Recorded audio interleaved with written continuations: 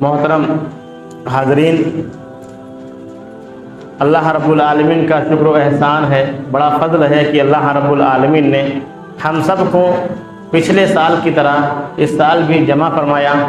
अल्लाह रब्बुल आलमीन से दुआ है कि अल्लाह रब्बुल आलमीन हमारी तमाम इबादत को जो भी हमने रमज़ान में या पूरे साल में की, अल्लाह रब्बुल आलमीन अपने फ़ज़ल से, अपनी रहमत से कबूल फरमाए, आमीन। मोहतरम हाज़रीन, आज ईद का दिन है, आज खुशी का दिन है, लेकिन ये खुशी किसके लिए है? ये खुशी उन ख़ास और चुनिंदा मुसलमानों के लिए है जिन्होंने पूरे रमज़ान के रोज़े बग़ैर किसी शरई उज़्र के रखे, पूरे रमज़ान का एहतमाम किया। क्या रसूल मोहम्मद सल्लल्लाहु अलैहि वसल्लम की रिवायत है, मन साम रमज़ान ईमान व इहसाबन गुफ़िर लहू मा तक़द्दम मिन ज़ंबी। क्या रसूल मोहम्मद सल्लल्लाहु अलैहि वसल्लम ने कहा कि जिसने रमज़ान के रोज़े एहसाब और ईमान के साथ, सवाब की नियत के साथ और ईमान की हालत में रखा, उसके लिए खुशी है, उसके लिए आज मसरत का दिन है, क्योंकि उसने तमाम गुनाह अपने बख्शवा लिए। खुशी किसके लिए है? आज का दिन मसरत किसके लिए है? शादमानी किसके लिए है?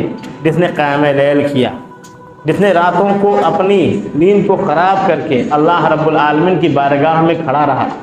प्यारे रसूल सल्लल्लाहु अलैहि वसल्लम की बात है, मन क़ाम रमज़ान ईमान व इहतिसाबन गुफ़िर लहू मा तक़द्दम मिन ज़ंबी। उसके लिए बशारत है, उसके लिए भी खुशखबरी है, तमाम गुनाह अल्लाह रब्बुल आलमीन ने उसके माफ़ कर दिए। जिसने क़याम लैल किया, तरावीह का एहतमाम किया, पूरे एहतमाम के साथ, पूरी इन्हिमाक के साथ, आजिज़ी और इंकिसारी के साथ अल्लाह रब्बुल आलमीन के हुज़ूर खड़ा रहा, कुरान मजीद को सुना।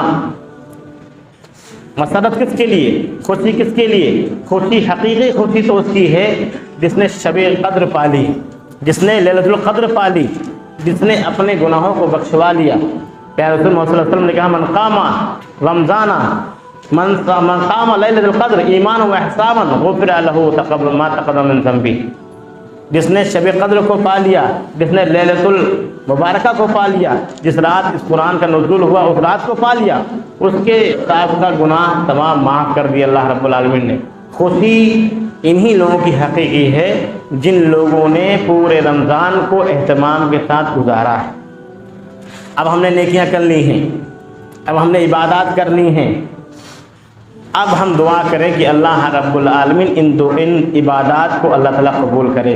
सल्फ़ सालिहीन सहाबा इकराम का तर्ज़ अमल यह था कि जब रमज़ान गुज़र जाता तो उसके 6 महीने तक दुआ करते कि अल्लाह रब्बुल आलमीन हमारी नेकियों को, हमारी इबादत को, हमारे रोज़े को, हमारे सदक़े को, हमारे खैरात को, हमारे तमाम जुमला अमाल को अल्लाह ताला कबूल करे, नेक और साले अमाल को अल्लाह कबूल करे।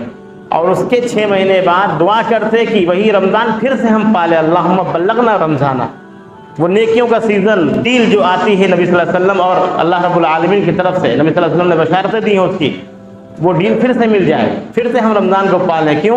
क्योंकि रमज़ान को पा लेता है जो शख्स और एहतमाम के साथ गुजारता है, उसकी ज़िंदगी में खुशियाँ ही खुशियाँ होती हैं, अपने आप को वो जन्नतुल फिरदौस में पाता है, अपने गुनाहों को माफ़ करवा लेता है। एक सूरह मोमिन की एक आयत है, अल्लाह रब्बुल आलमीन ने कहा, वल्लज़ीना यूतूना मा आतौ व क़ुलूबुहुम वजिला। जो अल्लाह रब्बुल आलमीन ने इनको दिया है उसमें से खर्च करते फिर भी डरते हैं। अल्लाह रब्बुल आलमीन ने जो हमको और आपको दिया है, हमने अल्लाह के राह में खर्च किया, लेकिन फिर भी डर क्यों रहे? हज़रत आयशा रज़ियल्लाहु तआला अन्हा कहती हैं, क्या ये वो लोग हैं, इनसे मुराद ए प्यारे रसूल, क्या वो लोग हैं जो शराब पीते हैं, चोरी करते हैं, गलत काम करते हैं? प्यारे रसूल मोहम्मद सल्लल्लाहु अलैहि वसल्लम ने कहा, नहीं, या बिन्त सिद्दीक़, ए बिन्त सिद्दीक़, ए सिद्दीक़ की बेटी, ऐसा नहीं है। वलाकिन्नहुम अल्लज़ीना यसुमूना व यसल्लूना व यस्तत्तक़ूना व हुम यख़ाफ़ूना अन ला युक़बलु मिन्हुम। वो कौन लोग होंगे जो नेकियां करने के बाद डरेंगे? कौन होंगे? वो नमाजी होंगे, वो नमाज़ पढ़ने वाले होंगे, वो रोज़ा रखने वाले होंगे, वो सदका और खैरात देने वाले होंगे। हमने नेकियां कर ली हैं, हमने नेकियां कर ली हैं, सदक़तुल फ़ित्र अदा कर दिया, जो भी रमज़ान में कोताही हो गई उसके लिए सदक़तुल फ़ित्र भी दे दिया।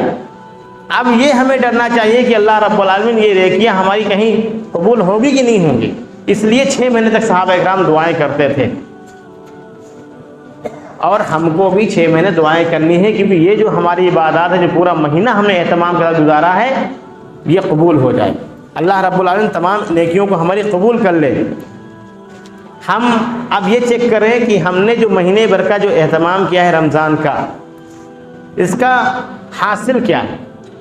مقصد یہ تھا کہ ہم تقوی والے بن جائیں۔ اب تقوی کب نظر آئے گا؟ رمضان کے بعد نظر آئے گا۔ ہم نے 1 مہینے کی ٹریننگ کر لی، ہم کو 1 مہینہ مل گیا اور ہم نے اہتمام سے گزار لیا۔ اب جو اس کا حاصل تھا، جو حاصل تھا، اس کا جو چیز حاصل ہونی تھی وہ تقوی تھی۔ تقوی مطلب اللہ کا ڈر، تقوی مطلب پرہیزگاری، تقوی مطلب ہر چیز میں اب ہم کو اس چیز کا خیال رکھنا ہے کہ اللہ رب العالمین کی مرضی کے مطابق ہے یا مرضی کے خلاف۔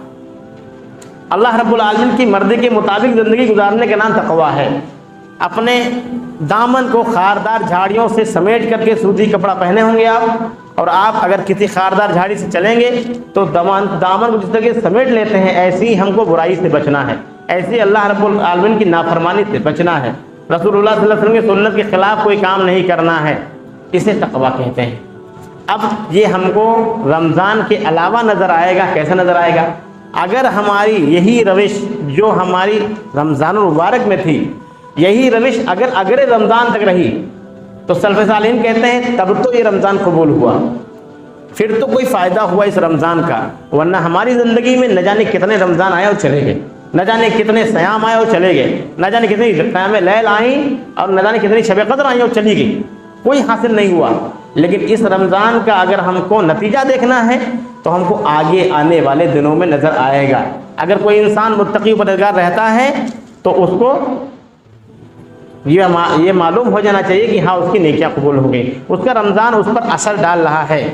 پیارے رسول اللہ صلی اللہ علیہ وسلم نے کہا علیکم بقیام اللیل فإنه داب الصالحین قبلکم وهو قربۃ الی ربکم ومکفر للسیئات ومنحۃ للآثام ومطردۃ للداء عن الجزع۔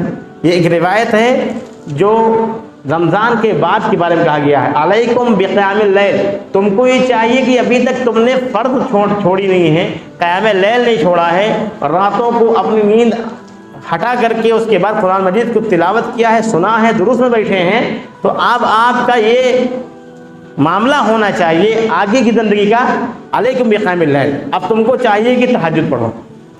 کیوں؟ یہ تم سے پہلے کے لوگ کیا کرتے تھے، یہ عادت میں شمار تھے، ان کے صحابہ کرام کی عادت میں شامل تھا کہ وہ تہجد پڑھا کرتے تھے۔ نبی صلی اللہ علیہ وسلم کانٹینیو مسلسل تہجد پڑھتے تھے۔ کیوں؟ وَهُوَ قُرْبَةٌ إِلَىٰ رَبِّكُمْ، اپنے رب کے قریب ہونے کے لیے، قربت حاصل کرنے کے لیے تم کو قیام لیل کرنا ہے۔ مکفر للسیئات، تمام برائیوں کا کفارہ بن جاتی ہے رات کی نماز۔ ومنحۃ للآثام، تمام برائیوں سے روک دیتی ہے رات کی نماز، اور تمہارے جسم کی جتنی بیماریاں ہیں اللہ تعالیٰ دور کر دیتا ہے اس رات کے قیام کی وجہ سے۔ اب رمضان کے بعد کیا کرنا ہے؟ رمضان کے بعد ہماری چھٹی نہیں ہو گئی، رمضان کے بعد ویکیشن پہ نہیں جانا ہے۔ کیا کہا نبی صلی اللہ علیہ وسلم نے؟ من صام رمضان ثم اتبعہ ستا من شوال کان صیام الدہر۔ ایک اور آفر لو، ایک اور آفر نبی صلی اللہ علیہ وسلم کی طرف سے، جو رمضان کے روزے رہے اس کے بعد میں شوال کے 6 روزے رکھے، اس کے لیے پورے سال کے روزے، اس کے لیے پورے سال کے روزے ہیں۔ 360 دن ہوتے ہیں، تقریباً 365 360 دن ہوتے ہیں اسلامی کیلنڈر کے حساب سے۔ 30 دن ادھر روزے رکھے، 6 دن رکھے، 36 گنے 10 کر لیجیے آپ، 360 ہو گیا۔ 10 گنا تو ملنا ہی ملنا ہے۔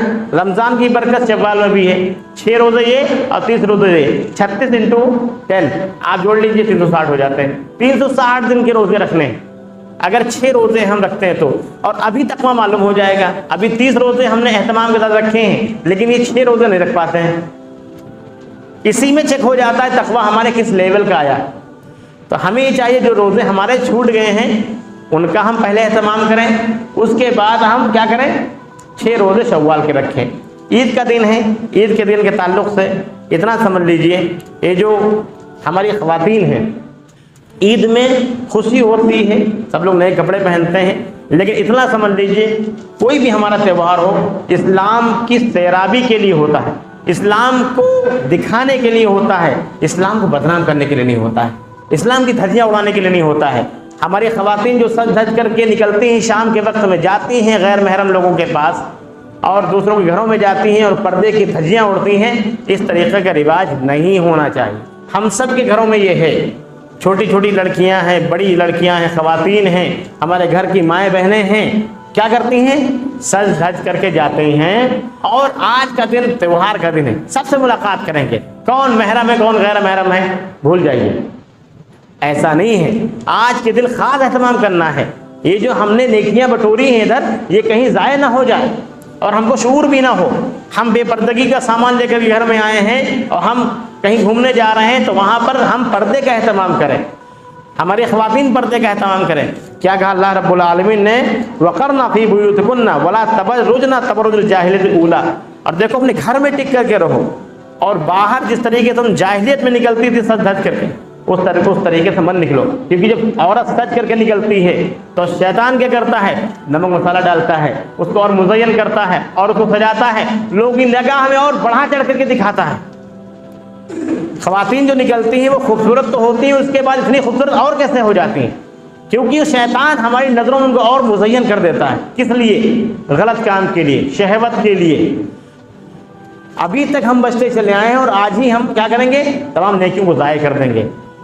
پیارے رسول اللہ صلی اللہ علیہ وسلم نے کہا الحمر الموت، دیور موت ہے۔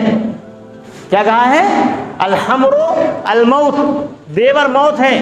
آپ اور ہم اپنے گھروں میں دیکھیں کس طریقے سے ہم رہ رہے ہیں۔ نبی صلی اللہ علیہ وسلم کے فرمان کو ہم مانتے کہ نہیں مانتے ہیں؟ تو ہم تمام نیکیوں کو ضائع کر سکتے ہیں اگر ان چیزوں کا خیال نہیں رکھیں گے۔ اب عید ہے تو ہماری عید میں اسلام کا کوئی بھی عمل ایسا نہیں ہے جس میں ہم غرباء اور مساکین کا خیال نہ رکھیں۔ عید الفطر میں ہم نے فطرہ نکالا ہے، اب اپنی عید میں ہم غرباء کا، مساکین کا اور لوگوں کا خیال رکھیں۔ پھر رسول اللہ صلی اللہ علیہ وسلم نے کہا ہے لا یؤمن احدکم حتی یحب لأخیہ ما یحب لنفسہ، تم میں سے کوئی شخص مومن نہیں ہو سکتا جب تک کہ وہ خود جو پسند کرتا ہے وہ اپنے بھائی کے لیے پسند نہ کرے۔ ہم کیا پسند کرتے ہیں؟ اچھے کپڑے پسند کرتے ہیں، عیدی پسند کرتے ہیں، اچھے پکوان پسند کرتے ہیں۔